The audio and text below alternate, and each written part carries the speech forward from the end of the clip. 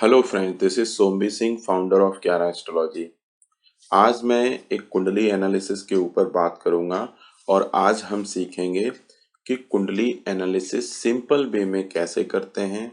जब भी कोई दशा, अंतर्दशा, महादशा, कोई भी अगर दशा चलती है तो उस दशा में रिजल्ट्स कैसे मिलते हैं, ये सारी चीज़ें हम एक लाइव प्रैक्टिस करेंगे एक कुंडली की। और उससे आपको बहुत सारी चीज़ें क्लियर होंगी कि किस तरह से एक कुंडली का अध्ययन किया जाता है और कैसे हम समझते हैं कि किसी दशा में किसी ग्रह के रिजल्ट्स कैसे मिलेंगे।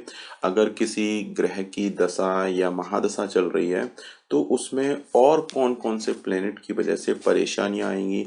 अगर कोई अच्छी महादशा चल रही है तो उसमें साइड में कौन कौन सी प्रॉब्लम्स चलेंगी और कौन कौन सी प्रॉब्लम्स किस ग्रह की वजह से आएंगी। इन सारी चीज़ों के ऊपर आज हम डिस्कशन करिए। तो अगर आप चैनल पर नए हैं तो चैनल को आप सब्सक्राइब कर सकते हैं, लाइक कीजिए और अपने फ्रेंड्स के साथ में शेयर जरूर कीजिए। तो चलिए बात करते हैं। आज हम लेंगे एक तुला लगन की कुंडली। तो जैसा कि आप जानते हैं और स्क्रीन पे आप देख सकते हैं कि ये तुला लगन की कुंडली इसलिए बनी क्योंकि लग्न में ही 7 नंबर लिखा हुआ है। तो सबसे पहले हम थ्योरेटिकली बात करेंगे कि तुला लगन की कुंडली में कौन कौन से योग कारक ग्रह बनेंगे, कौन से शम ग्रह बनेंगे और कौन से प्लेनेट मारक बनेंगे। उसके बाद में हम एक प्रैक्टिस करेंगे, एक लाइव प्रैक्टिस करेंगे कुंडली एनालिसिस के माध्यम से। और वहां पर हम देखेंगे कि ग्रहों की प्लेसमेंट के आधार पर अब ग्रह किस तरह से रिजल्ट्स दे रहे हैं, कौन कौन से योग कारक ग्रह मारक ग्रह की तरह रिजल्ट्स देंगे, कौन कौन से योग बने हुए हैं इस चार्ट में। उन सारी चीजों के बारे में हम डिस्कशन करेंगे। तो चलिए बात करते हैं तुला लगन के चार्ट पर। ये तुला लगन के चार्ट इसलिए बना क्योंकि लग्न में तुला राशि लिखी हुई है जिसे 7 नंबर से डिनोट करते हैं, इसलिए तुला लगन का चार्ट माना जाएगा। और हम सब जानते हैं कि तुला राशि के जो स्वामी होते हैं वो शुक्र देव होते हैं। तो शुक्र देवता इस चार्ट में लग्नेश बनेंगे। तो लग्नेश होने की वजह से शुक्र देवता इस चार्ट में थियोरेटिकली सबसे पहले योग कारक ग्रह बने, क्योंकि वो इस कुंडली के चीफ मिनिस्टर हैं, लग्नेश हैं। और लग्नेश इंसान स्वयं खुद होता है। तो यहाँ पर शुक्र देवता पहले योग कारक ग्रह बने। अब हम डायरेक्ट पहुंचेंगे 4th हाउस के लॉर्ड पर या 5th हाउस के लॉर्ड पर। जब भी हम 4th हाउस का लॉर्ड देखेंगे, मैंने आपको एक थ्योरी बताई है कि 4th हाउस का लॉर्ड जो भी होता है वो हमारी माँ का कारक होता है, माँ के घर के मालिक होते हैं वो, और सारी सुख सुविधाओं का घर का मालिक होता है। तो कुंडली में 4th हाउस का लॉर्ड जो भी बनेगा वो थियोरेटिकली योग कारक ग्रह बनेगा या एक सम ग्रह बनेगा। योग कारक ग्रह तब बनेगा अगर उसकी मित्रता हमारे लग्नेश के साथ में है, तो वो योग कारक ग्रह बनेगा। शम ग्रह वो तब बनेगा जब वो हमारे लग्नेश के एंटी पार्टी का हो या लग्नेश का शत्रु हो, तो वो एक सम ग्रह बनेगा। सम ग्रह बुरा नहीं माना जाता है। अब वो उसकी पोजीशन डिपेंड करेगी कि वो योग कारक ग्रह की तरह रिजल्ट्स देगा या फिर मारक ग्रह की तरह रिजल्ट्स देगा। तो 4th हाउस के लॉर्ड यहाँ पर शनि देव हैं, क्योंकि 4th हाउस में 10 नंबर लिखा हुआ है और 11th हाउस और 11 नंबर की राशि 5th हाउस में लिखी है, जो कि वो भी शनि की राशि है, कुंभ राशि। तो 10 नंबर और 11 नंबर 4th हाउस और 5th हाउस में लिखे होने की वजह से चौथे घर के मालिक और 5वें घर के मालिक हमारे शनिदेव बने।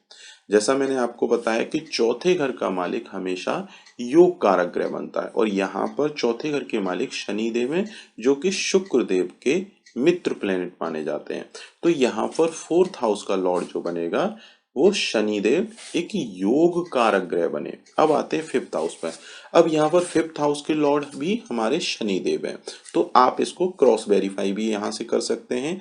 जैसा कि मैंने आपको बताया कि 5th हाउस का जो लॉर्ड होता है वो संतान का घर होता है। तो आप और आपकी संतान कभी भी आपस में शत्रु नहीं हो सकते हैं। तो उस थ्योरी के हिसाब से भी 5th हाउस का लॉर्ड आप इस तुला लगन के चार्ट में एक योग कारक ग्रह बनता है। तो शनिदेव इस चार्ट में दूसरे योग कारक ग्रह बनते हैं। अब हम आएंगे नाइन्थ हाउस के लॉर्ड पर। नाइन्थ हाउस का लॉर्ड जो होता है वो हमारा पिता का घर होता है, पिता के घर के मालिक होते हैं, और वहां से हम भाग्य देखते हैं, विदेश की यात्राएं देखते हैं, धार्मिक रुचि देखते हैं। तो यहाँ पर नाइन्थ हाउस के जो लॉर्ड हैं वो हमारे बुध देव हैं। तो बुध देव हमारे पिता के घर के मालिक हैं। तो पिता के घर के मालिक और इंसान खुद, अगर हम शुक्र और बुध की मित्रता के बारे में बात करें तो ये दोनों आपस में मित्र ग्रह बनते हैं। तो बुध शुक्र आपस में मित्र भी हैं, और पिता पुत्र हमेशा आपस में मित्र होते हैं। तो उस थ्योरी के हिसाब से भी यहाँ पर बुध देवता थ्योरेटिकली योग कारक ग्रह बने। अब बुध की दूसरी राशि भले ही 12th हाउस में लिखी हुई है, हमें उससे कोई मतलब नहीं है। हमें सिर्फ पहले थ्योरेटिकली योग कारक ग्रह और मारक ग्रह कुंडली में देख लेने हैं। अब दूसरी राशि हमारी, बहुत लोगों के मन में डाउट आता है कि सर दूसरी राशि हमारी 12th हाउस में लिखी है, तो क्या बुध देवता 12th हाउस के रिजल्ट्स नहीं देंगे? 12th हाउस तो हमारा खराब ग्रह माना, खराब घर माना जाता है। देखिए वो घर खराब जरूर है, लेकिन वो डिपार्टमेंट हमारे एक मित्र प्लेनेट के हाथ में चला गया। जैसा आप सभी जानते हैं 12th हाउस से हम खर्चे देखते हैं, जेल यात्रा देखते हैं, हॉस्पिटल के बिल देखते हैं, पति पत्नी के बीच का पर्सनल टाइम देखते हैं। ये सारी चीजें 12th हाउस से देखते हैं। तो जेल यात्रा, विदेश यात्रा, खर्च, ये सब किसी इंसान को नहीं चाहिए, इसलिए ये घर अच्छा नहीं माना जाता है। लेकिन वो घर का मालिक कौन है? हमारे बुध हैं। और बुध कौन है इस चार्ट में? पिताजी हैं बच्चे के, क्योंकि वो भाग्य के घर के मालिक हैं, 9th हाउस के लॉर्ड हैं। तो पिता उस घर को कंट्रोल करेंगे। तो एक पिता तो जानबूझकर कोई प्रॉब्लम इस तरह की बढ़ाएगा नहीं। एक पिता नहीं चाहेगा कि आप जेल में जाओ। एक पिता कभी नहीं चाहेगा कि आप बहुत ज्यादा खर्चीले हो जाओ। एक पिता कभी नहीं चाहेगा कि आप हॉस्पिटल में जाके एडमिट हो जाओ, कभी नहीं चाहेगा। तो यहाँ पर बुध देवता इन सारी चीजों को एक अच्छे वे में कंट्रोल करेंगे। वो जेल जाने से बचाएंगे आपको। विदेश सेटलमेंट के अगर योग बनेंगे तो यही बुध देवता विदेश में बसने का योग भी बनाएंगे, क्योंकि 12th हाउस से विदेश सेटलमेंट के योग देखे जाते हैं। तो इस थ्योरी के हिसाब से यहाँ पर बुध देवता यहाँ पर सारी चीजें एक अच्छे वे में 12th हाउस को कंट्रोल करेंगे, खर्चों को कंट्रोल करेंगे, हॉस्पिटल बिल ज्यादा नहीं बढ़ने देंगे, और जेल यात्रा के योग नहीं बनने देंगे अगर बुध देव चार्ट में कहीं अच्छी जगह बैठे। क्योंकि थ्योरेटिकली बुध देव इस चार्ट में एक योग कारक ग्रह बने। हम अभी केवल थ्योरेटिकली बात कर रहे हैं। तो शुक्र देवता इस चार्ट में पहला लग्नेश है जो कि योग कारक ग्रह बना। शनि देव चौथे घर के मालिक हैं और 5वें घर के मालिक हैं, दूसरे योग कारक ग्रह बने। और बुध देवता इस चार्ट में 9th हाउस के लॉर्ड हैं, तो वो इस कुंडली में थ्योरेटिकली एक योग कारक ग्रह बने। तो आपने सिंपल तरीके से ये 3 प्लेनेट इजीली आइडेंटिफाई कर लिए। एक तो पहले घर का मालिक योग कारक, चौथे घर का मालिक योग कारक या समग्रह, 5वें घर का मालिक योग कारक, 9th हाउस का लॉर्ड योग कारक। अब आ जाते हैं 10th हाउस पर। मैंने आपको पहले भी बताया है कि चौथे घर का मालिक और 10वें घर का मालिक हमेशा थ्योरेटिकली या तो योग कारक ग्रह बनेगा या फिर एक समग्रह बनेगा, एक एवरेज प्लेनेट बनेगा। तो यहाँ पर 10th हाउस के लॉर्ड जो हैं चंद्रदेव बनेंगे, क्योंकि 10th हाउस में हमारी कर्क राशि लिखी हुई है और कर्क राशि के स्वामी होते हैं हमारे चंद्र देवता। और चंद्र देवता शुक्र देवता के अपोजिट कैटेगरी में आते हैं। शुक्र देवता दानवों के गुरु हैं, उनकी कैटेगरी दानवों में आती है, और चंद्र देवता हमारे देवताओं में आते हैं। तो इनके दल अपोजिट होने की वजह से ये आपस में शत्रु कंसीडर किए जाएंगे। तो चंद्र देवता शुक्र देवता के शत्रु हैं, लेकिन वो एक अच्छे घर के मालिक हैं, करियर के घर के मालिक हैं, 10th हाउस के मालिक हैं, केंद्र के घर के मालिक हैं। तो उस थ्योरी के हिसाब से मैंने आपको बताया 10th हाउस का लॉर्ड या तो एक योग कारक ग्रह बनेगा या फिर एक शम ग्रह बनेगा, लेकिन वो लग्नेश शुक्र के शत्रु हैं। तो यहाँ पर चंद्रदेव इस चार्ट में एक समग्रह बनेंगे। अब चंद्रदेव की पोजीशन डिसाइड करेगी कि वो रिजल्ट कैसा देंगे। तो तो आपको हमेशा यही मानकर चलना है कि समग्रह एक अच्छा प्लेनेट ही कंसीडर करा जाएगा। तो यहाँ पर चंद्र देवता भी इस कुंडली में एक योग कारक ग्रह की तरह कंसीडर किए जाएंगे। ये सारी कहानी एक थ्योरेटिकली हो गई। अब हम आएंगे सेकंड हाउस के लॉर्ड पर और सेवेंथ हाउस के लॉर्ड पर। जैसा कि आप सभी जानते हैं कि सेकंड हाउस के लॉर्ड के बारे में अगर हमें पता करना है कि वो योग कारक ग्रह बना या फिर मारक ग्रह बना, तो उसके लिए हमारी एक थ्योरी होती है अष्टम टू अष्टम थ्योरी। तो इस थ्योरी के अकॉर्डिंग देखा जाता है कि अगर कुंडली में दूसरे घर का मालिक, अब जैसे दूसरे घर में 8 नंबर लिखा है और सप्तम घर में 1 नंबर लिखा है। 8 नंबर की राशि होती है वृश्चिक राशि और 1 नंबर की राशि होती है मेष राशि, जिसके स्वामी ग्रह होते हैं मंगल देवता। तो दूसरे घर के मालिक बने मंगल ग्रह और लग्नेश कौन है इस चार्ट में? शुक्र देव। तो शुक्र और मंगल आपस में शत्रु माने जाते हैं, क्योंकि मंगल देवताओं की कैटेगरी में आते हैं और शुक्र हमारे दानवों की कैटेगरी में आते हैं। तो मैंने आपको एक थ्योरी बताई थी अष्टम टू अष्टम थ्योरी कि अगर किसी चार्ट में दूसरे घर का मालिक लग्नेश का अगर शत्रु है तो वो हमेशा एक मारक ग्रह बनेगा। ऐसे ही सप्तम घर के मालिक पे अप्लाई करते हैं कि अगर सप्तम घर का मालिक लग्नेश का अगर शत्रु है तो वो एक मारक ग्रह बनेगा, एक योग कारक ग्रह नहीं बनेगा। हाँ, और अगर दूसरे घर का मालिक जो है लग्नेश का अगर मित्र होता है तो वो योग कारक ग्रह कंसीडर किया जाता है। लेकिन तुला लगन के चार्ट में क्या है कि दूसरे घर के मालिक यहाँ पर मंगल हैं और सप्तम घर के मालिक भी मंगल हैं, और इस पर अष्टम टू अष्टम थ्योरी लगाएंगे तो मंगल जो है शुक्र के अति शत्रु माने जाते हैं। तो उस थ्योरी के हिसाब से मंगल जो है इस चार्ट में थियोरेटिकली एक मारक ग्रह बने। मारक ग्रह मीन्स आपके शरीर के शत्रु बने। तो मंगल जो है इस चार्ट में कभी भी अच्छा रिजल्ट नहीं देंगे। अब चाहे मंगल ग्रह की प्लेसमेंट कुंडली के किसी भी भाव में हो जाए, वो हमेशा उसकी दशा अंतरा हमेशा खराब रिजल्ट देती मिलेगी। तो यहीं से हमारे जीवन में परेशानियां आती हैं, क्योंकि ये एक ऐसा प्लेनेट बन गया मंगल जो लाइफ में हमेशा अपने समय पर परेशानियां ही लेकर आएगा, क्योंकि वो एक शत्रु प्लेनेट है। तो आपने इजीली फाइंड कर लिया यहाँ पर मंगल भी इस चार्ट में एक मारक ग्रह बनेंगे। ये अभी हम थियोरेटिकली हम बात कर रहे हैं, बाद में इन ग्रहों की प्लेसमेंट की वजह से किस तरह के रिजल्ट मिलेंगे ये हम आगे डिस्कस करेंगे। अब हम आएंगे थर्ड हाउस के लॉर्ड पर। जैसा कि आप सभी जानते हैं कि थर्ड हाउस जो है फिजूल की मेहनत का होता है, पराक्रम का होता है, छोटे भाई बहनों का होता है।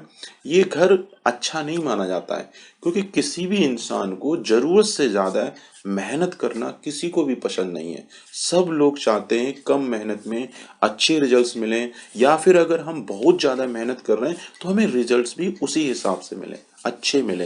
लेकिन कोई अपने जीवन में ये नहीं चाहता कि मैं 10 साल तक पढ़ाई करूं, 10 साल तक तैयारी करूं किसी एग्जाम की और वो मेरा एग्जाम निकले ही ना। ऐसा कोई भी नहीं चाहता। इस यूनिवर्स में किसी को फिजूल की मेहनत बिल्कुल पसंद नहीं होती है। तो ये थर्ड हाउस के मालिक हैं यहाँ पर बृहस्पति देवता। तो थर्ड हाउस में हमारा 9th नंबर लिखा है, धनु राशि लिखी है। धनु राशि के स्वामी होते हैं बृहस्पति। तो बृहस्पति इस चार्ट में तीसरे घर के मालिक हैं। अब तीसरा घर हमारा अच्छा नहीं माना जाता है, और छठे घर में बृहस्पति की दूसरी राशि लिखी हुई है। तो बृहस्पति हमारे इस चार्ट में छठे घर के मालिक हैं। छठा घर होता है रोग, कर्ज, शत्रु, कोर्ट केस, लिटिगेशन, दुर्घटना, तो और लंबी चलने वाली बीमारियां, इन सब घर के मालिक हैं। और जीवन में किसी भी इंसान को ना तो रोग चाहिए, ना कर्जा चाहिए, ना शत्रु चाहिए, ना ही कोर्ट केस चाहिए। तो इन बुरे घर के मालिक हैं बृहस्पति, और फिजूल की मेहनत के घर के मालिक हैं थर्ड हाउस, और 6th हाउस के लॉर्ड हैं। दोनों के दोनों बुरे घर माने जाते हैं, और इन दोनों बुरे घरों के मालिक इस चार्ट में बृहस्पति बने हैं। और बृहस्पति लग्नेश शुक्र के शत्रु भी हैं। तो शुक्र देवता ने अपनी शत्रुता निभाते हुए बृहस्पति को दोनों खराब घर दे दिए कि भाई तुम मेरे शत्रु हो, आप खराब चीजें अपने अंडर में लो और उसको अपनी तरह से परेशानी दो। ठीक है, तो बृहस्पति इस चार्ट में एक मारक ग्रह कंसीडर किए जाएंगे क्योंकि वो दोनों के दोनों बुरे घर के मालिक हैं और लग्नेश शुक्र के अति शत्रु भी हैं। तो बृहस्पति देवता इस चार्ट में प्योर मारक ग्रह बनेंगे, प्योर शत्रु ग्रह बनेंगे। तो यहां से आपने इजीली फाइंड कर लिया कि इस चार्ट में ग्रह किस तरह से योग कारक बनेंगे, किस तरह से मारक बनेंगे। अब मैं आपको जल्दी जल्दी समराइज कर देता हूं। शुक्र देवता लग्नेश होने की वजह से एक योग कारक ग्रह बने थियोटिकली। बुध देवता 9th हाउस के लॉर्ड हैं, पिता के घर के मालिक हैं, इसलिए वो थियोटिकली योग कारक ग्रह बने। शनि देवता 5th हाउस के लॉर्ड हैं और 5th हाउस हमारी संतान का घर होता है, इसलिए वो कुंडली के योग कारक ग्रह बने। चंद्र देवता 10th हाउस के घर के मालिक हैं, एक अच्छे घर के मालिक हैं, लेकिन लग्नेश शुक्र के शत्रु हैं। तो यहाँ पर इसलिए वो एक शम ग्रह बनेंगे, मारक नहीं बनेंगे, वो एक शम ग्रह बनेंगे, ना अच्छे ना बुरे। अब उनकी प्लेसमेंट डिसाइड करेगी कि वो रिजल्ट कैसे देने वाले हैं। तो सम ग्रह को आप एक योग कारक ग्रह की कैटेगरी में भी रख सकते हैं। बृहस्पति देवता यहाँ पर तीसरे और छठे घर के मालिक हैं, इसलिए वो एक मारक ग्रह बने। मंगल देवता इस चार्ट में दूसरे और सप्तम घर के मालिक हैं, इसलिए वो एक मारक ग्रह बने।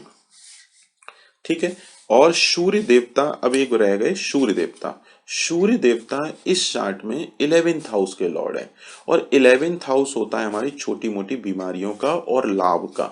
लेकिन 11th हाउस हमारा अच्छा माना जाता है क्योंकि पैसे हर इंसान को चाहिए, मन की इच्छाएं देखते हैं 11th हाउस से, तो मन की इच्छा पूर्ति तो भाई सब चाहते हैं कि हर इंसान की मन की इच्छाएं पूरी हों।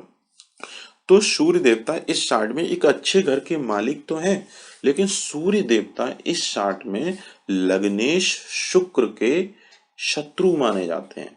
अब वो शत्रु होने की वजह से सूर्य देवता भी इस चार्ट में एक मारक ग्रह बनेंगे क्योंकि वो लग्नेश शुक्र के शत्रु हैं और 11th हाउस से हम छोटी मोटी बीमारियां देखते हैं क्योंकि ये कुंडली के छठे घर से छठा घर आता है। इसीलिए छोटी मोटी बीमारियां भी किसी को नहीं चाहिए, लेकिन लाभ तो सबको चाहिए।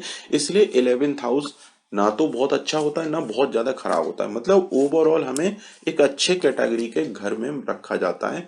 11th हाउस एक अच्छा घर माना जाता है, लेकिन इस घर का मालिक लग्नेश का शत्रु होने की वजह से सूर्य देवता भी इस चार्ट में एक मारक बने।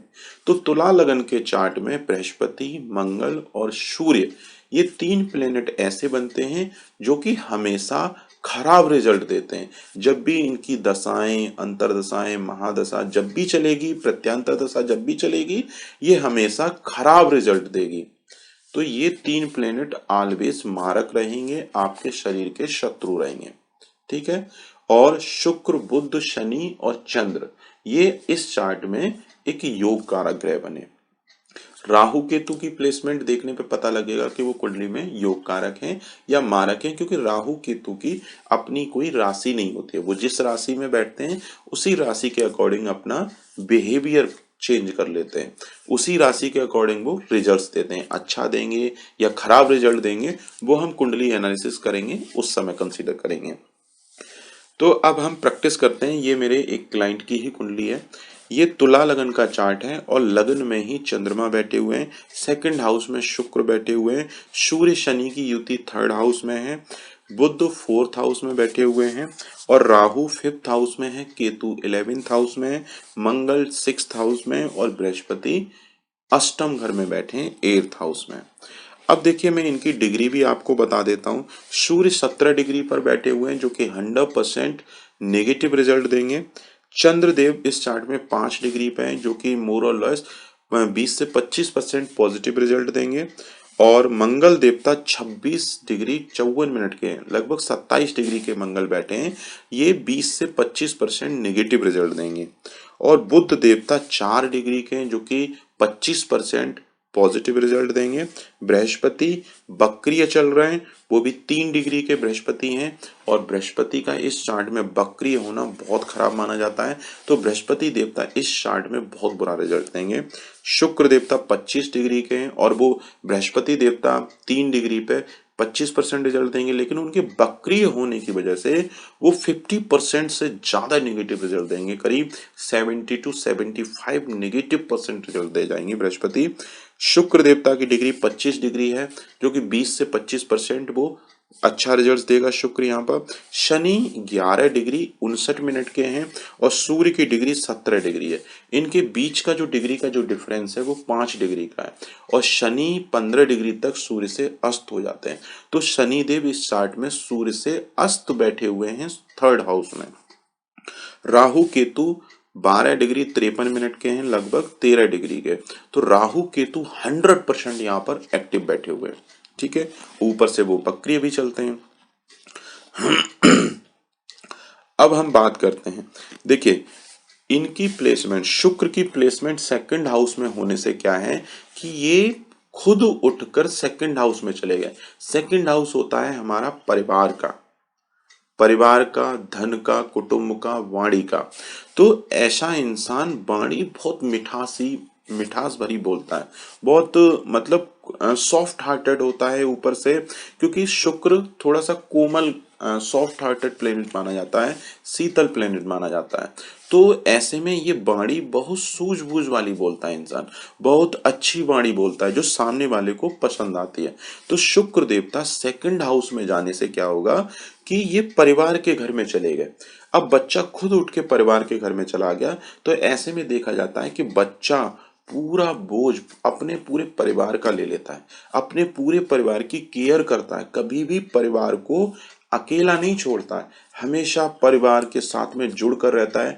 पूरे परिवार की जिम्मेवारी इस बच्चे के ऊपर आती ही आती है, क्योंकि शुक्र देवता इस चार्ट में सेकंड हाउस में चले गए, अपने परिवार के घर में चले। तो ऐसा बच्चा चाह के भी अपने परिवार से दूर नहीं जा पाता है और ना ही परिवार को दूर करता है। ठीक है, तो शुक्र देवता इस चार्ट में इनको एक पारिवारिक बना देंगे। हाँ, धन जोड़ने में भी मदद करेंगे। अब ये कितना धन जोड़ पाएंगे ये डिपेंड करेगा, क्योंकि शुक्र की डिग्री बहुत कमजोर है। शुक्र इस चार्ट में 25 डिग्री पर बैठे हैं, बहुत कमजोर अवस्था में बैठे हैं।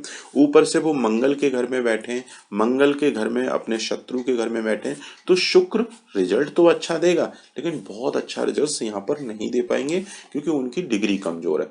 तो ये धन की स्थिति बहुत अच्छी नहीं मानी जाएगी। हाँ, धन कमाएंगे, जितनी परिवार की जरूरतें होंगी उतना ये धन अर्जित करते रहेंगे और अपने परिवार की जरूरतों को ये पूरा कर लेंगे।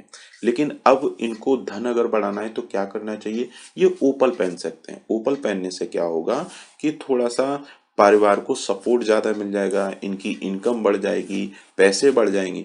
लेकिन चलित चार्ट में शुक्र की प्लेसमेंट थर्ड हाउस में हो गई है। अब थर्ड हाउस होता है हमारा खराब, तो चलित चार्ट में थर्ड हाउस में होने से वो मारक नहीं बनेंगे, क्योंकि लगन चार्ट में वो अच्छी जगह बैठे हुए हैं। और हम योग कारक मारक ग्रह का डिसीजन सिर्फ लगन चार्ट से ही करेंगे। चलित चार्ट में उनकी प्लेसमेंट शिफ्ट होने से क्या होगा कि वो थर्ड हाउस के भी रिजल्ट देंगे। अब थर्ड हाउस के रिजल्ट देंगे तो वो बच्चे की मेहनत बढ़ा देंगे, बच्चे को मेहनती बना देंगे, बहुत ज्यादा, बहुत मेहनत के बाद में धन अर्जित कराएंगे, स्ट्रगल बढ़ जाएगा बस बच्चे की लाइफ में। तो ओपल पहनने से क्या होगा कि इनकी मेहनत भी बढ़ जाएगी थोड़े से, लेकिन मेहनत करके ये अपने परिवार की जरूरतों को 100% पूरा कर लेंगे, मेहनत करके पैसा अर्जित करते रहेंगे। तो यहाँ पर फिर भी शुक्र का ओपल इनको रिकमेंड कर सकते हैं, और शुक्र का ओपल पहनने से इनकी मेहनत जरूर बढ़ेगी थोड़ी बहुत, लेकिन मेहनत करके ये अच्छे से पैसे कमा के अपने फैमिली की जरूरतों को इजीली पूरा कर लेंगे। सूर्य इनके थर्ड हाउस में बैठे हुए हैं, शनि वहां पर अस्त बैठे हुए। अब शनि इस चार्ट में थ्योरेटिकली योग कारक ग्रह थे। मैंने आपको एक थ्योरी बताई थी कि अगर योग कारक ग्रह कुंडली में अगर अस्त हो जाए, फिर वो चाहे थर्ड हाउस में बैठे, सिक्स्थ हाउस में बैठे, एट्थ हाउस में बैठे, 12th हाउस में बैठे, कुंडली के किसी भी घर में जाके बैठे, उसको दोष नहीं लगता है, वो योग कारक ग्रह की तरह ही रिजल्ट देता है। लेकिन अस्त ग्रह बलहीन माना जाता है। बलहीन इसलिए माना जाता है क्योंकि सूर्य के काफी क्लोज बैठने से क्या होगा कि उसकी प्रॉपर रेज बच्चे के शरीर पर नहीं पड़ती है। तो यहाँ पर शनि जो है अस्त होने की वजह से बहुत कम रिजल्ट्स देंगे। ऊपर से शनि की डिग्री जो है 11 डिग्री की है, डिग्री तो फिर भी चलो ठीक है, लेकिन अस्त होने की वजह से क्या है, शनि के रिजल्ट्स में बहुत बड़ी कमी आ जाएगी। अब शनि जिन जिन चीजों के मालिक हैं उन चीजों में कमी आ जाएगी। शनि फिफ्थ हाउस का लॉर्ड है। फिफ्थ हाउस से हम बच्चे की लव लाइफ देखते हैं, तो इनकी लव लाइफ बहुत अच्छी नहीं रहने वाली। और कभी कभी देखा जाता है लव लाइफ स्टार्ट भी नहीं होती है, गर्लफ्रेंड बनती ही नहीं है। अगर गर्लफ्रेंड बन जाए तो ज्यादा लंबा चलता नहीं है। ठीक है। और इनके प्रेम में, इनकी लव लाइफ में कुछ न कुछ छोटी मोटी परेशानी रहती जरूर है अगर लव लाइफ किसी रीजन की वजह से चालू हो जाए। अब ये किसी रीजन की वजह से चालू कब हो सकती है, अगर गोचर में शनि वक्रीय हो जाए तो शनि का बल बढ़ जाएगा। शनि का बल बढ़ेगा तो थोड़े से समय के लिए इनकी लव लाइफ एक्टिव हो सकती है वहां पर। लेकिन जनरली देखा यही जाता है कि लव लाइफ एक्टिव नहीं हो पाती है। लेकिन अगर गोचर की वजह से लव लाइफ एक्टिव हुई है तो कुछ समय के बाद में लव लाइफ ब्रेक हो जाती है, क्योंकि शनि देव अस्त बैठे हुए हैं। अगर ये शनि का नीलम पहन लें तो लव लाइफ अच्छी हो जाएगी। और चौथे घर के मालिक हैं शनिदेव इस चार्ट में। चौथे घर से हम सारी सुख सुविधाएं देखते हैं, माता की स्थिति देखते हैं, प्रॉपर्टी, वाहन, गाड़ियां, ये सारी चीजें देखते हैं। अब ये सारी चीजें क्या हो गई, अस्त हो गई। अस्त होने से क्या है, ये चीजों की कमी हो जाएगी। सुख सुविधाओं की कमी इनके जीवन में हो जाएगी। माता के सुख में थोड़ी सी कमी हो जाएगी। अब सुख इसका मतलब ये नहीं है कि माँ की आयु में कमी हो जाएगी, माँ की हेल्थ में कमी आ जाएगी, माँ की मतलब स्वास्थ्य में थोड़ी सी कमी आ जाएगी। थोड़ा सा आयु को हल्का सा इफेक्ट करेगा, लेकिन वो बहुत ज्यादा इफेक्ट नहीं कर पाएगा क्योंकि शनि अभी भी इनके मित्र प्लेनेट है। लेकिन अस्त होने की वजह से उन सारी चीजों में कमी आएगी। माँ के सुख में कमी आएगी, माँ के स्वास्थ्य में थोड़ी सी गिरावट आएगी। लेकिन वो खराब रिजल्ट नहीं देगा शनि, लेकिन वो अस्त होने की वजह से क्या है, वो चीजें कम हो जाएंगी। प्रॉपर्टी, वाहन, गाड़ियां, ये सारी चीजों को अर्जित करने में बहुत पापड़ बेलने पड़ेंगे, बहुत मेहनत करने के बाद में बनती हैं। घर भी इंसान कभी कभी बना ही नहीं पाता, बहुत मेहनत जब करता है तब जाके घर बन पाता है। तो ऐसे में यहाँ पर शनि के रत्न बहुत मैंडेटरी हो जाता है। तो यहाँ पर ये शनि का नीलम पहन सकते हैं। लेकिन आपको एक चीज ध्यान रखनी है, कभी भी शनि का नीलम शनि की साढ़े साती, शनि की ढैया में नहीं पहनना है। क्योंकि जनरली देखा गया है साढ़े साती और ढैया में शनि का प्रभाव अशुभ हो जाता है, और उस समय अगर हम नीलम पहन लेंगे तो वो शनि का प्रभाव और ज्यादा अशुभ हो जाएगा। तो इसीलिए साढ़े साती जब भी चले, ढैया जब भी चले, शनि का नीलम यहाँ पर अवॉइड करना है। जब साढ़े साती ढैया खत्म हो जाए तो इस चार्ट में शनि का नीलम मैंडेटरी माना जाता है। क्योंकि अब क्या है, शनि अस्त बैठे हैं, जब तक ये नीलम नहीं पहनेंगे तब तक इनको प्रॉपर्टी का सुख नहीं मिलेगा, सुख सुविधाओं में वृद्धि नहीं होगी, माँ के सुख में वृद्धि नहीं होगी, लव लाइफ अच्छी नहीं चलेगी, रिश्ते कम आएंगे, शादी लेट से होने का योग बनेगा।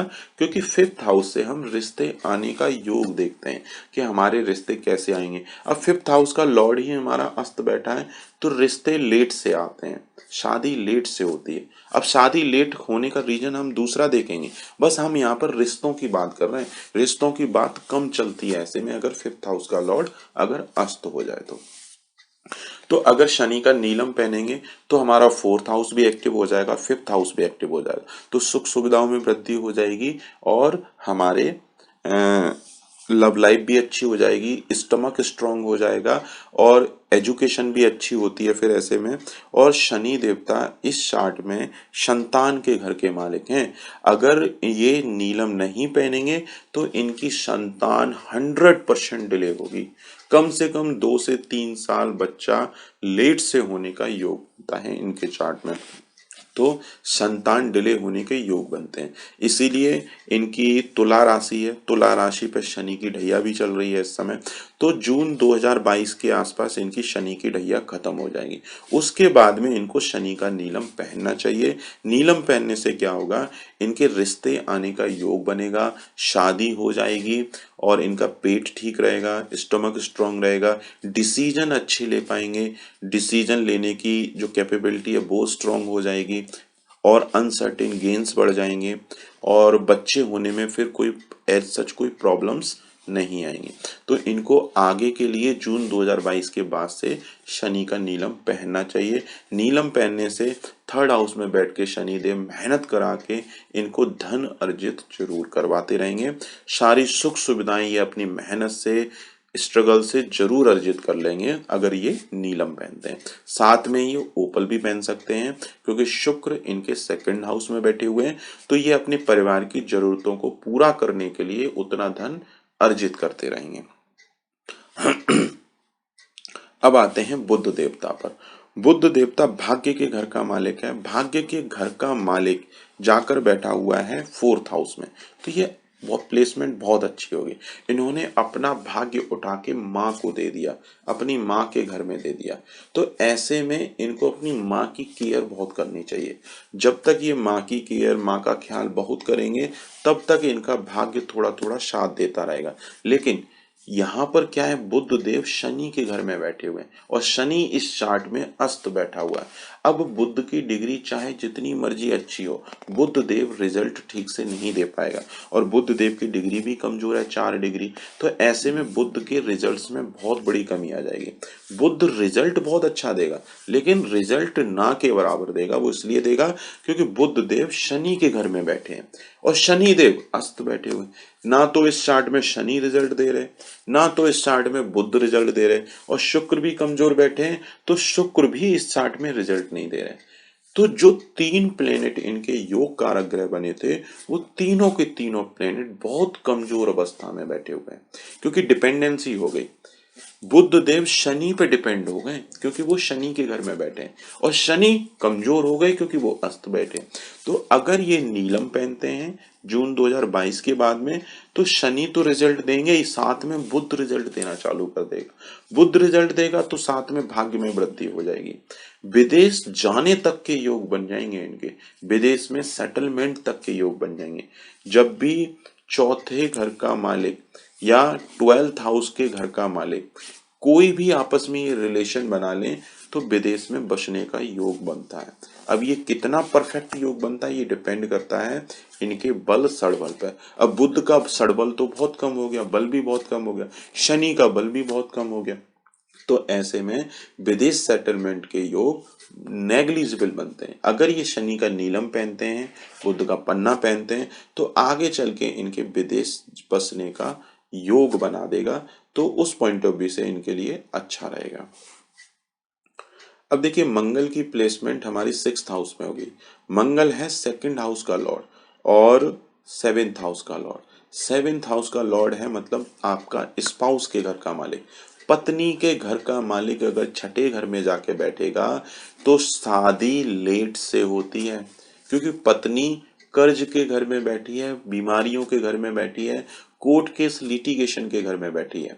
तो ऐसे में क्या होता है कि छोटी छोटी बातों पर हमारे शादीशुदा जीवन में परेशानियां क्रिएट होती हैं। मंगल अग्रेशन का कारक माना जाता है। मंगल की 8वीं दृष्टि लगन पे पड़ रही है, तो जब इनकी शादी हो जाएगी, अब शादी हो जाए, इनके चार्ट में पत्नी कौन है, मंगल। अब मंगल जब इनकी शादी हो जाएगी, शादी के बाद में वही पत्नी मंगल की तरह रिएक्ट करेंगी। पत्नी आ जाएगी तो इनको गुस्सा बहुत आएगा, बहुत ज्यादा गुस्सा बढ़ेगा, अग्रेशन बढ़ेगा, ठीक है।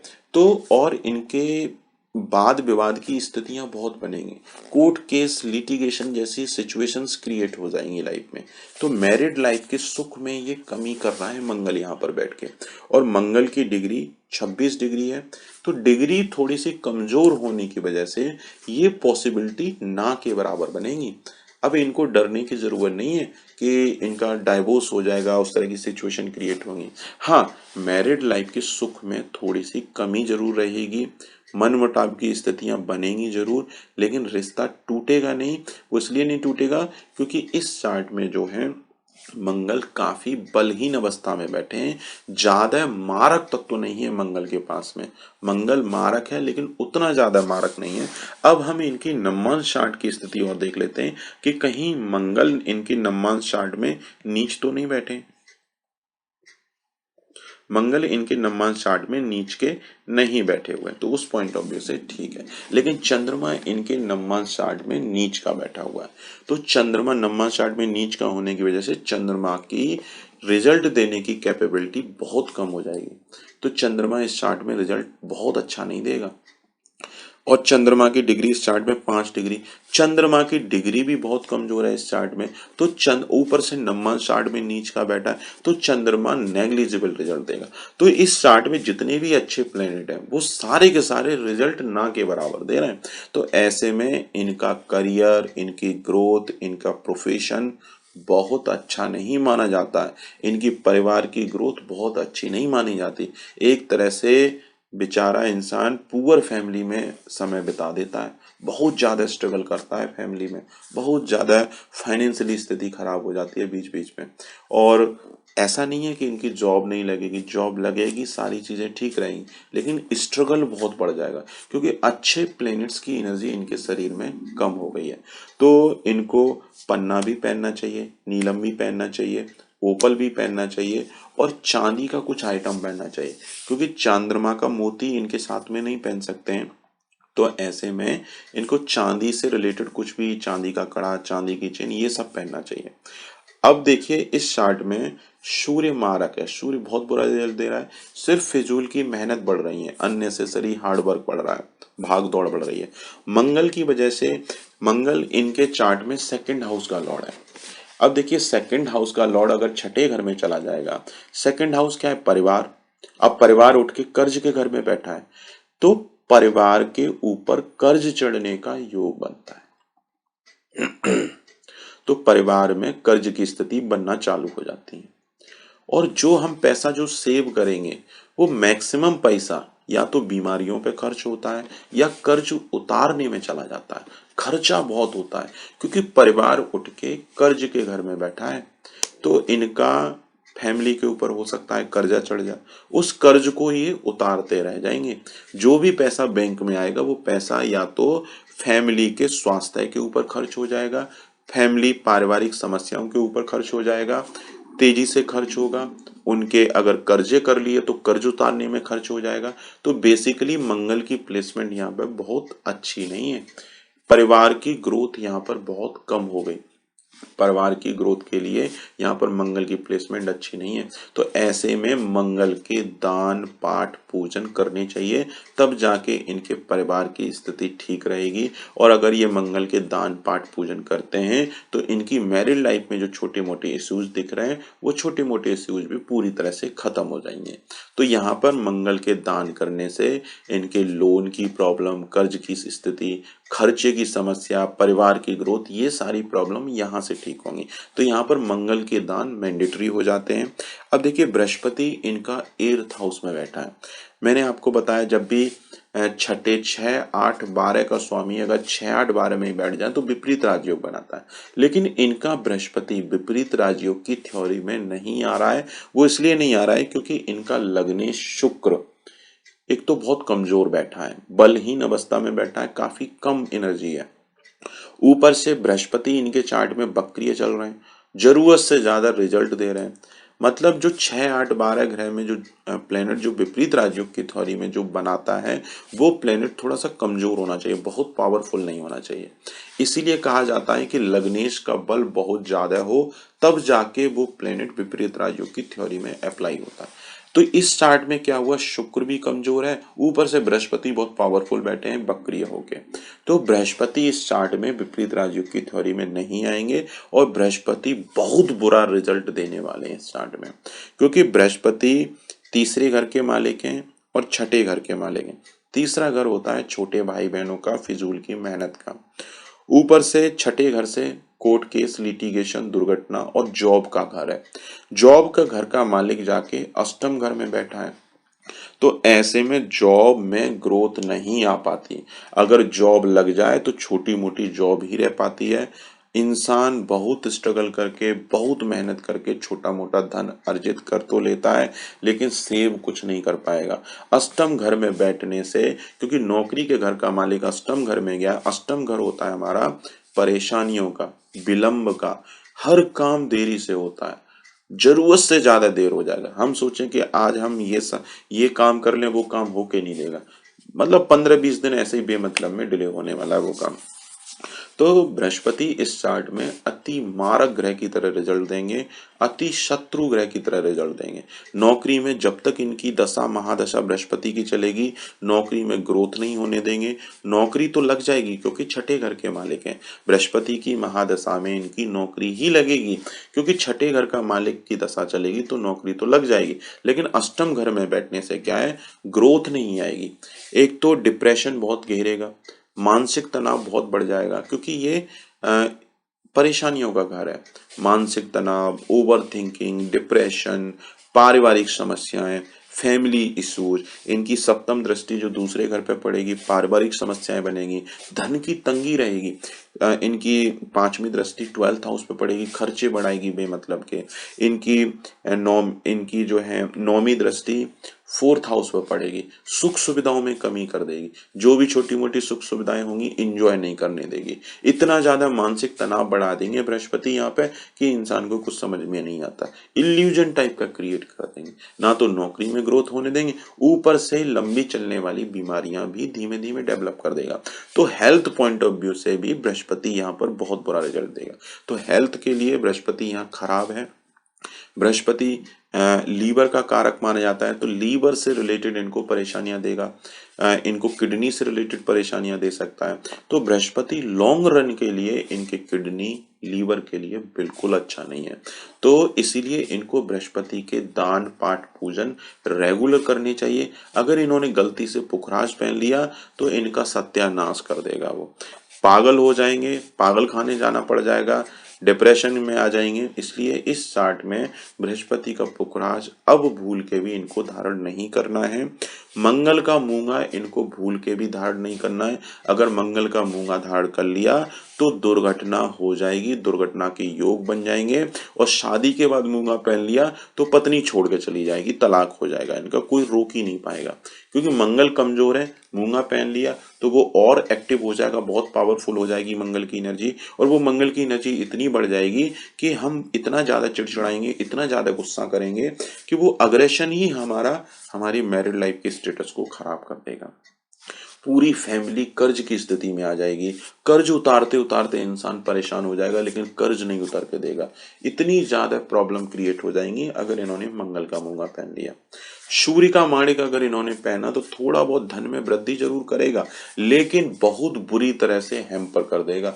ना तो इनके छोटे भाई बहनों की ग्रोथ हो पाएगी, सामाजिक क्षेत्र खराब हो जाएगा, मान यश में कमी आ जाएगी इनके सूर्य की वजह से। हाँ, सूर्य के ऊपर केतु ने ग्रहण लगाया है, तो थोड़ा सा मान यश में इनको ऐसा लगेगा कि मान यश में वृद्धि हो रही है, लेकिन इनके लिए ओवरऑल बहुत बुरा माना जाएगा। अगर ये सूर्य का माणिक पहनते हैं तो इनकी मेहनत बढ़ जाएगी, फिजूल का हार्ड वर्क, मेहनत, भाग दौड़, यही सारी चीजें बढ़ जाएंगी, करियर में कभी ये आगे बढ़ ही नहीं पाएंगे। तो ऐसे में इनको सूर्य का माणिक भी भूल कर भी धारण नहीं करना चाहिए। अगर सूर्य का माणिक इस चार्ट में पहना तो सत्यानाश। केतु सूर्य के घर में बैठे हुए हैं, सूर्य और केतु आपस में शत्रु माने जाते हैं, तो केतु अपनी शत्रु राशि में बैठने की वजह से केतु इस चार्ट में मारक रिजल्ट देगा। और केतु की दृष्टि सप्तम घर पे पड़ रही है, तो केतु की अगर दशा, अंतरदशा, महादशा चलेगी तो केतु इनके वैवाहिक जीवन को खराब कर देगा, पत्नी से दूर जाने का योग बना देगा। तो ओवरऑल अगर देखा जाए मैरिटल स्टेटस कैसा रहेगा, शादीशुदा जीवन बहुत अच्छा नहीं है, तनाव भरा रहेगा, डिस्प्यूट रहेंगे थोड़े से पत्नी के साथ में, क्योंकि केतु अच्छा रिजल्ट नहीं देने वाला है। और केतु लाभ के घर में बैठा है, ना तो ये मन की इच्छाएं पूरी होने देगा, और दांतों से रिलेटेड थोड़ी सी परेशानियां देगा, हाथों में कभी कभी फंगल इन्फेक्शन जैसी शिकायत देखने को मिलती है यहाँ पर। क्योंकि केतु संक्रमण का कारक माना जाता है, अच्छा नहीं माना जाता है। दांत खराब होता है, दांत में कैविटी हो जाती है कभी कभी। और केतु इनकम नहीं बढ़ने देगा, हम जितना मर्जी प्रयास करें पैसे कमाने के बारे में, और बहुत मेहनत के बाद में पैसा आएगा। क्योंकि सूर्य जो है कि थर्ड हाउस में चले गए, मेहनत के घर में, तो बहुत मेहनत करने के बाद में पैसा अर्जित होता है। और केतु ऊपर से उस पैसे को खाने पर लगा हुआ है। केतु इनके पैसे बढ़ने ही नहीं दे रहा है एक तरह से देखा जाए तो यहाँ पर केतु के इनको दान पाठ पूजन करने चाहिए, तब जाके इनकी इनकम बढ़ेगी। रोजाना सूर्य को जल देके उनको आगे नमन करना चाहिए, सूर्य के दान वगैरह करने चाहिए, तब जाके इनकी इनकम जो आएगी उसमें हार्ड वर्क जो इन्वॉल्व होगा वो कम लगेगा, तब जाके इनकी इनकम में बढ़ोतरी होगी।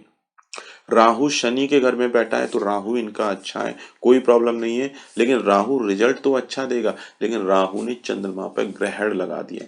राहु की 9वीं दृष्टि चंद्रमा के ऊपर होने से क्या है, इनका करियर बहुत अच्छा नहीं होता। करियर में कुछ न कुछ परेशानी रहता है, हार्ड वर्क रहता है।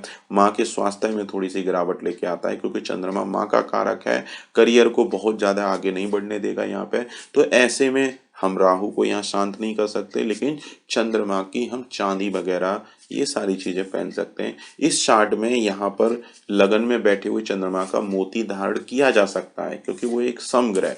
लेकिन मोती को नीलम, पन्ना और ओपल के साथ में नहीं पहना जाता है, इसलिए यहाँ पर चांदी पहनना ज्यादा अच्छा रहेगा। चांदी पहन सकते हैं, जून 2022 के बाद में नीलम पहन सकते हैं, और इस समय करंट सिचुएशन में पन्ना पहन सकते हैं और ओपल पहन सकते हैं। इतने ये स्टोन इस चार्ट में पहन सकते हैं। सूर्य का माणिक इस चार्ट में कभी नहीं पहना जाएगा, केतु का कैटसाई कभी नहीं पहना जाएगा, और बृहस्पति का पुखराज तो जिंदगी में कभी पहना ही नहीं जाएगा। अगर पुखराज पहन लिया तो ये आधे से ज्यादा जिंदगी अपनी ऐसे ही बर्बाद कर लेंगे। तो यहाँ पे बृहस्पति के सिर्फ दान पाठ पूजन करके ही चीजों को ठीक किया जा सकता है। अब हम बात करते हैं दशा महादशा कैसी चल रही है इनकी। बृहस्पति की महादशा अक्टूबर 2007 से कंटिन्यूअस खराब चल रही है, जो कि अक्टूबर 2023 तक खराब रहेगी। तो इस दशा में इनकी जॉब तो लगेगी, लेकिन जॉब में ग्रोथ नहीं आएगी, पारिवारिक समस्याएं रहेंगी, हेल्थ प्रॉब्लम आएंगी, अननेसेसरी हार्ड वर्क बहुत बढ़ जाएगा, फिजूल की मेहनत बहुत बढ़ जाएगी, और पारिवारिक समस्याएं बहुत ज़्यादा रहेंगी। फाइनेंशियली स्थिति भी बहुत खराब रहेगी, और हर काम काज देरी से होगा, कभी भी कोई भी काम समय पर पूरा होके नहीं देगा। तो यहाँ पे इनको बृहस्पति के दान, हर बृहस्पतिवार को कोई भी पीले कलर की चीजों का दान करना चाहिए। पुखराज इन्होंने गलती से पहना हुआ था, तो वो मैंने इनको उतरवा दिया है। अब इनकी चीजें आगे चल के धीमे धीमे ठीक हो जाएंगी। और बृहस्पति को इनके दान करने चाहिए, पाठ पूजन करने चाहिए, केले के पेड़ की पूजा करनी चाहिए, केले के पेड़ को जल देना चाहिए। तो यहाँ पर बृहस्पति के रिजल्ट में शुभता देखने को मिलेगी। बृहस्पति यहाँ पे फिर रिजल्ट अपना मारक प्रभाव में कमी कर देगा। इस चार्ट में बृहस्पति तो वैसे भी कभी अच्छा रिजल्ट देगा ही नहीं, तो इन जो भी वो रिजल्ट देगा वो खराब ही रिजल्ट देगा। तो उनके खराब रिजल्ट को हम कम कर सकते हैं बृहस्पति के दान पाठ पूजन करके। मंगल भी इस चार्ट में खराब रिजल्ट दे रहा है, क्योंकि छठे घर में बैठा है, तो इनको मंगल के दान पाठ पूजन भी करने चाहिए, तब जाके इनके कर्ज की स्थिति, इनकी फैमिली की ग्रोथ, तब ये सारी चीजें ठीक होंगी। अदरवाइज ये कर्ज के चक्कर में फंस जाएंगे बेमतलब में। और बुध देवता की प्लेसमेंट अच्छी है, तो जीवन में इनको मिलेंगी सारी चीजें। शनि चौथे घर का मालिक है, शनि हर काम वैसे ही धीरे धीरे करते हैं, ऊपर से वो प्लेनेट अस्त बैठा है, तो इनकी प्रॉपर्टी भी बनेगी, घर भी बनेगा, सब कुछ बनेगा, लेकिन बहुत देरी से बनेगा। अगर ये समय रहते हुए नीलम पहन लें जून 2022 के बाद में, और कंटिन्यूस पहन के रखें, जब शनि की 7.5 ढैया लगे उस समय ये नीलम निकाल के रख दें, तो इस तरह से ये शनि के एनर्जी बढ़ा के सारी सुख सुविधाएं ले सकते हैं, करियर ग्रोथ ले सकते हैं, सारी चीजें ले सकते हैं। चंद्रमा का चांदी पहन के थोड़ा सा ये अपने करियर को स्टेबलाइज कर सकते हैं। मंगल के दान करके ये अपनी मैरिड लाइफ को ठीक कर सकते हैं, और अपने जॉब ग्रोथ को आगे बढ़ा सकते हैं। जॉब में भी ग्रोथ देखने को मिलेगी, क्योंकि मंगल छठे घर में बैठ के इनकी जॉब प्रमोशन में परेशानी क्रिएट करेगा। और वैसे भी सूर्य इनका थर्ड हाउस में चला गया तो जहां पर बंदा वर्क करता है, जो भी इनका वर्क एनवायरनमेंट रहता है, वहां पे कुछ ना कुछ प्रॉब्लम देखने को मिलती है। बहुत अच्छा वर्क नहीं चलता, सीनियर कलीग बॉस के साथ में बहुत अच्छी अंडरस्टैंडिंग नहीं बन पाती है, क्योंकि वो हमारा एटमॉस्फेयर खराब करता है वहाँ का। अब देखिए बृहस्पति की महादशा में और क्या क्या होगा। बृहस्पति एक्टिव होंगे तो छठा घर एक्टिव हो जाएगा, छठा घर एक्टिव होगा, साथ में थर्ड हाउस एक्टिव हो जाएगा, तो थर्ड हाउस से फिजूल की मेहनत पड़ जाएगी। और थर्ड हाउस में हमारे शनि बैठे हैं, सूर्य बैठे हैं, अब सूर्य भी एक्टिव हो जाएंगे इनके। और छठे घर में हमारे मंगल बैठे हैं तो मंगल भी एक्टिव हो जाएगा। अब मंगल एक्टिव होगा तो मैरिड लाइफ नहीं अच्छी चलेगी, तो बृहस्पति की महादशा में शादी नहीं होने का योग बना देगा वो, क्योंकि बृहस्पति की महादशा में कुछ ना कुछ इस तरह की सिचुएशंस क्रिएट होंगी कि इनकी शादी नहीं होगी। और मंगल की दृष्टि लगन पे पड़ रही है तो इनकी माइंड की टेंडेंसी को वो ऐसा बना देगा कि इनका शादी करने का खुद ही मन नहीं करेगा। मंगल जो है परिवार के भी घर के मालिक हैं, तो परिवार की ऐसी जिम्मेवारी रहेंगी कि उस वजह से ये शादी कर ही नहीं पाएंगे चाह के भी। तो ऐसे में जब तक ये मंगल के दान नहीं करेंगे तब तक इनकी शादी नहीं हो पाएगी। तो अगर ये बृहस्पति की महादशा में मंगल के दान करते हैं तो इनकी शादी होने का योग बनेगा, अदरवाइज शादी लेट से होने का योग बनता है इनके, क्योंकि बृहस्पति की महादशा में मंगल भी रिजल्ट दे रहे हैं, क्योंकि बृहस्पति के घर में मंगल बैठे हुए हैं। अब बृहस्पति शुक्र के घर में बैठे, शुक्र तो वैसे ही कमजोर बेचारा बैठा हुआ है, तो शुक्र अगर थोड़ा बहुत रिजल्ट देगा भी तो ये अपने परिवार के जरूरतों को बृहस्पति की खराब दशा में पूरा जरूर करते रहेंगे, स्ट्रगल करके मेहनत करके ये सारी चीजें निकालते जरूर रहेंगे। अब सूर्य भी खराब रिजल्ट दे रहा है तो इनको करियर में हार्ड वर्क करके मेहनत करके इनको रिजल्ट मिलेंगे। अब सूर्य एक्टिव होगा तो साथ में केतु भी एक्टिव हो जाएगा। अब केतु एक्टिव हो जाएगा तो इनकी फिर से केतु की दृष्टि थर्ड हाउस में पड़ रही है, पांचवी दृष्टि, तो केतु की वजह से इनके करियर में फिजूल की मेहनत पड़ जाएगी, बहुत ज्यादा नेसेसरी हार्ड वर्क पड़ जाएगा, धन हानि का योग बनाएगा, लव लाइफ को उजाड़ के रखेगा। और केतु की दृष्टि सप्तम घर पे पड़ेगी, शादी होने में देरी करेगा। तो ओवरऑल निष्कर्ष ये निकला कि बृहस्पति की महादशा में इनका समय काफी खराब रहेगा, स्ट्रेसफुल रहेगा, पारिवारिक समस्याएं भी रहेंगी और फैमिली की स्थिति बहुत अच्छी नहीं रहती है। फैमिली के ऊपर कर्ज चढ़ने का योग बनाता है और फैमिली की मैक्सिमम सेविंग कहीं ना कहीं कर्ज, हेल्थ प्रॉब्लम, मानसिक और इन सारी चीजों में खर्चा वगैरह होता रहता है। और बृहस्पति एक्टिव होंगे तो इस चार्ट में अष्टम घर में बैठ के वो हर काम काज में दिक्कत परेशानी, पैसे सेव नहीं होने देंगे, माँ के स्वास्थ्य में गिरावट रखेंगे, अपने स्वास्थ्य में गिरावट कर देंगे, इनके स्वास्थ्य में खुद गिरावट आ जाएंगी, लीवर कमजोर हो जाएगा, तो ये सारी चीजें परेशानी भरी रहेंगी। बृहस्पति लीवर का कारक है तो फैटी लीवर का थोड़ा सा प्रॉब्लम देखने को इनको मिल सकता है। चंद्रमा लगन में बैठा है तो चंद्रमा खूबसूरती का कारक है, शुक्र भी खूबसूरती का कारक है, तो पर्सनैलिटी थोड़ी इनकी चार्मिंग अच्छी पर्सनैलिटी इस तरह से देखने को मिलेगी। थोड़ा सा इनके साथ में बात करने में सामने वाले को थोड़ा सा अच्छा लगेगा, मतलब ओवरऑल पर्सनैलिटी वाइज चीजें ठीक है इनके चार्ट में। लेकिन बृहस्पति की जब तक दशा महादशा चलेगी बहुत बुरा रिजल्ट देगा यहाँ पे। और अभी मई 2021 से लेके अक्टूबर 2023 तक बृहस्पति में राहु चल रहे हैं। अब राहु तो रिजल्ट ठीक देंगे, लेकिन राहु की दृष्टि चंद्रमा पे पड़ने से इनकी मानसिक शांति बहुत ज्यादा खराब रहेगी, मानसिक अशांति बहुत रहेगी और करियर ग्रोथ नहीं होने देगी।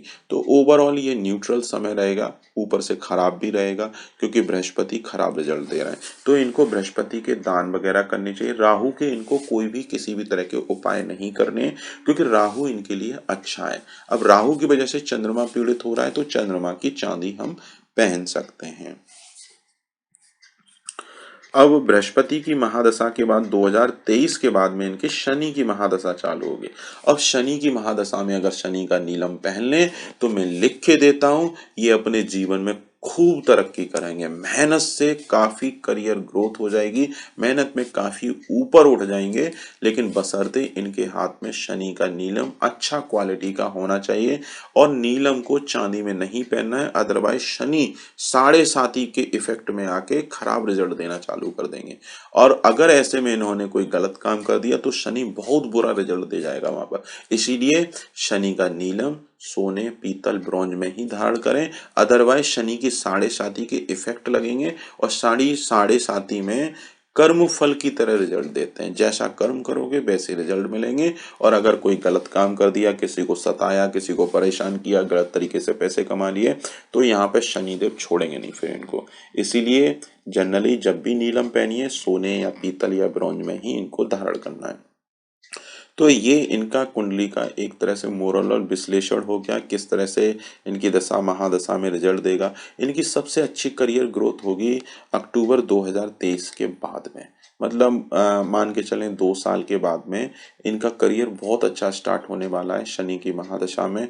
शनि का ये नीलम पहन के रखें, और जब नीलम पहने तो सूर्य को जल जरूर दें, क्योंकि शनि सूर्य की युति है, लेकिन सूर्य ने शनि को अस्त कर दिया है। तो यहाँ पे ग्रहण वाला वो इफेक्ट नहीं कंसीडर किया जाएगा कि शनि की वजह से सूर्य पीड़ित हो जाएगा, क्योंकि शनि खुद अस्त बैठा हुआ है यहाँ पर। तो यहाँ पे नीलम पहन सकते हैं बड़े आराम से, लेकिन फिर भी सूर्य को जल देते रहना है। और बाकी का इनका राहु का करने की ऐसा कोई जरूरत नहीं है। मंगल के दान पाठ पूजन करना बहुत जरूरी है, अदरवाइज इनकी मैरिड लाइफ में छोटी मोटी परेशानी चलती रहेगी। अगर ये हनुमान जी का पाठ पूजन दान वगैरह करते हैं तो इनकी फैमिली की भी ग्रोथ होगी, अदरवाइज फैमिली परेशान रहेगी। इनके पूरी फैमिली की ग्रोथ रुकी हुई है इनके मंगल की वजह से, तो मंगल के दान पाठ पूजन इनको करने चाहिए, तो जाके चीजें ठीक होंगी और तब जाके इनके शादी होने का योग बनेगा। और 2023 के बाद में, अक्टूबर 2023 के बाद में इनके शादी होने का योग बनेगा। अगर ये अभी मंगल का दान कर लेते हैं तो इनके शादी वगैरह ये सारी चीजें जल्दी भी हो जाएंगी। बाकी का चार्ट ठीक है, बस ये है कि जो अच्छे प्लेनेट हैं वो सारे के सारे बहुत कमजोर स्थिति में बैठे। तो इनको शुक्र का उपल, बुध का पन्ना, शनि का नीलम, अगर ये 3 स्टोन पहन लेते हैं तो ये चार्ट जो खराब दिख रहा है ये बहुत अच्छा चार्ट हो जाएगा। फिर इनको सिर्फ अपने बृहस्पति पर ध्यान रखना है। बृहस्पति के दान पाठ पूजन मतलब पूरे जीवन भर करते रहना है इनको।